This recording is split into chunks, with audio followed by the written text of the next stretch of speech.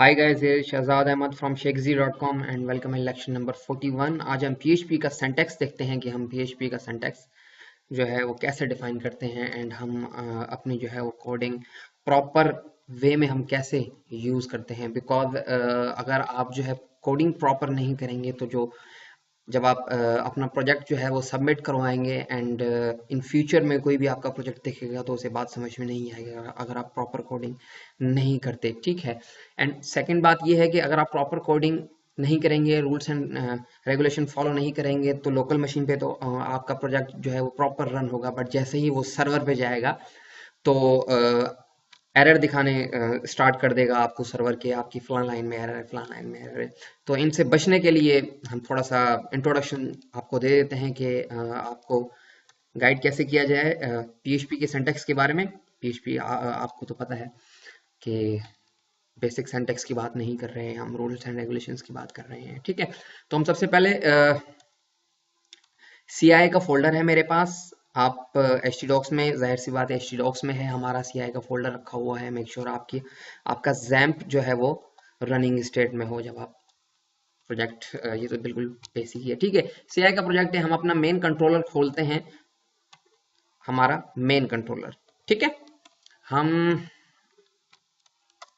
ठीक है, proper working हो रही है हमारी। तो सबसे पहले आप जैसे ही फाइल सेव करते हैं तो आपको पता है कि फाइल जैसे ही आप सेव करते हैं आपकी क्लास का नेम एंड फाइल का नेम सेम होना चाहिए, बट जो पहला वर्ड है वो कैपिटल होगा आपका। ठीक है। जैसे ही आप स्मॉल लेटर जो है वो लेटर यूज करते हैं क्लास का एंड जाके आप रिफ्रेश करते हैं तो वो तो कुछ भी नहीं रहा, बट ये जो है रूल्स के खिलाफ है। ठीक है। आप फर्स्ट लेटर जो है वो कैपिटल होगा क्लास का, एंड देन जैसे ही आप PHP स्टार्ट करते हैं तो उसे एंड करने की जरूरत नहीं है। ठीक है। आप देखें, हम जैसे ही रन करते हैं तो कोई भी एरर अकर नहीं हो रहा, तो उसे एंड करने की जरूरत नहीं है। जस्ट आपने PHP स्टार्ट की हुई है, देन PHP एंड आपकी हो चुकी है। ठीक है।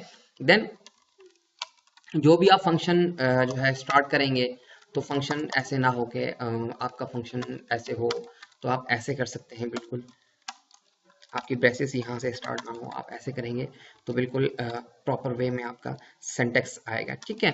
देन फंक्शन का नेम जो है वो मीनिंगफुल होना चाहिए। फॉर इंस्टेंस लॉन्ग नेम नहीं होना चाहिए। अगर आप जो है नेमिंग रख रहे हैं तो वो प्रॉपर आपकी नेमिंग होनी चाहिए। अगर आप क्लास की नेमिंग दे रहे हैं, क्लास को नेमिंग दे रहे हैं, फॉर इंस्टेंस होम मी के नाम से, तो जाहिर सी बात है अगर ऐसे आप दे रहे हैं तो ऐसे ना हो कि आप फर्स्ट लेटर जो है अंडरस्कोर के बाद भी जो है वो कैपिटल लगाएं। ठीक है।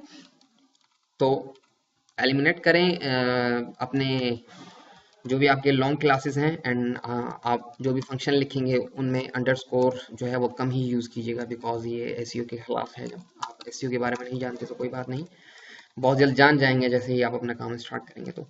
ठीक है। तो जैसे ही आप फंक्शन लिखते हैं, for instance my underscore home, ठीक है, चलो ठीक है आप अंडरस्कोर लिखते हैं, बट गूगल जो है रिकग्नाइज नहीं करता है इसे, अंडरस्कोर को जो है वो एलिमिनेट करता है एंड देन उसे वो खुद कंफ्यूज होता है। ठीक है। तो आप जब फंक्शन बनाए तो छोटा सा नेम दें फंक्शन का जो मीनिंगफुल हो, आपका लॉन्ग नेम नहीं होना चाहिए। For instance get home all, ऐसे कुछ नहीं होना चाहिए। प्रॉपर बात समझ में आया आपको। ठीक है। एंड देन जब आप बात करते हैं वेरिएबल्स की, तो वेरिएबल आप जो है वो कैसे डिफाइन करते हैं, कैसे वो डिक्लेयर करते हैं, ये आप पर डिपेंड करता है। वेरिएबल्स ऐसे ना हो कि आपने जे जे इक्वल्स टू लगाया हुआ है, फॉर इंस्टेंस होम।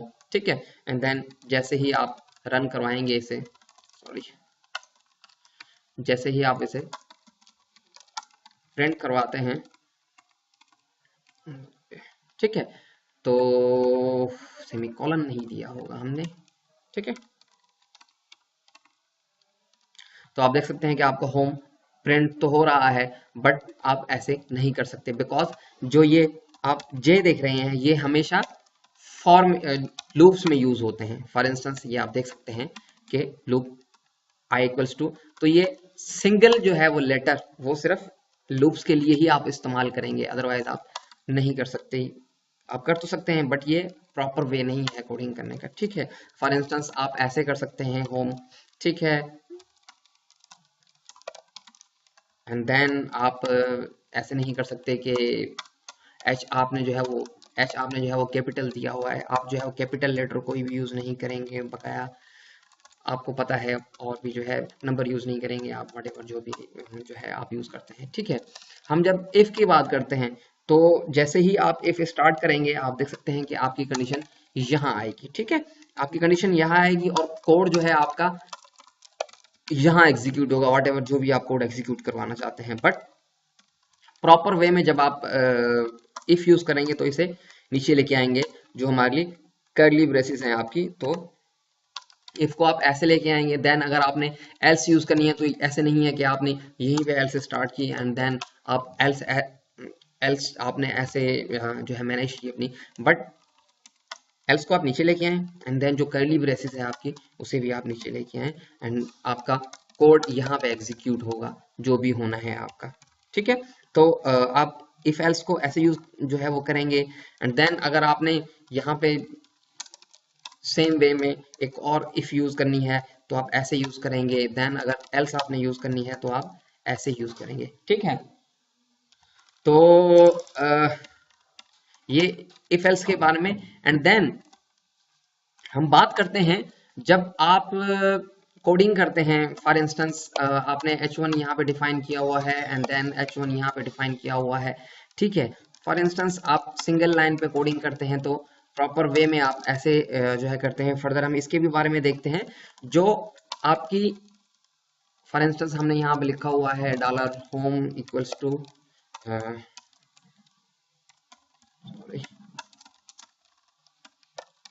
होम, ठीक है। ऐसे ना हो कि आपकी यहाँ पे जो है बहुत ज़्यादा स्पेसेस हैं, इसे भी आप जो है एलिमिनेट करने की जो है वो कोशिश कीजिएगा इसे, ताकि ये ज़्यादा यूज़ ना हो सके, ठीक है। और दूसरी बात ये है कि जैसे हम आपको भी दिखाते हैं कि